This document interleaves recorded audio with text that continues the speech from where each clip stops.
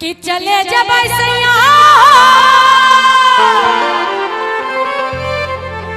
बड़का बजरिया कि हमरा कीन दी हो कि घुंघरू लागल कांवरिया। बोलिए सबको आता है कि घुंघरू लागल कांवरिया कि घुंघरू लागल कांवरिया। जितने कुर्सी पे बैठे एक बार कुर्सी छोड़ दीजिए। हाँ छोड़ दीजिए, छोड़िए हाँ जल्दी से छोड़िए। जितने भी बैठे हैं कुर्सी पे छोड़ दीजिए कुर्सी। हाँ ये बात बोली बाबा सिंहेश्वर नाथ की। और सारे चलेंगे बाबा को मनाने। कैसे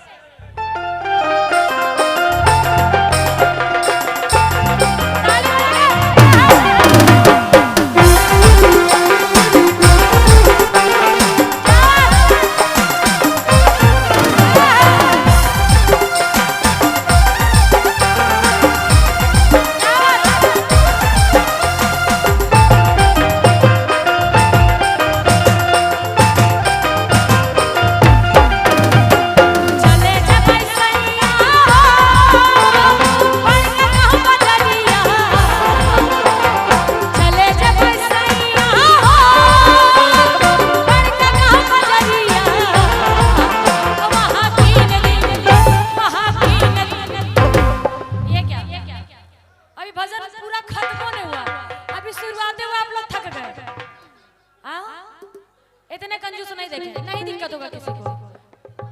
बोली शंकर भगवान की, बोली सच्ची दरबार की। अच्छा कुर्सी कोई लेके भाग जाएगा क्या?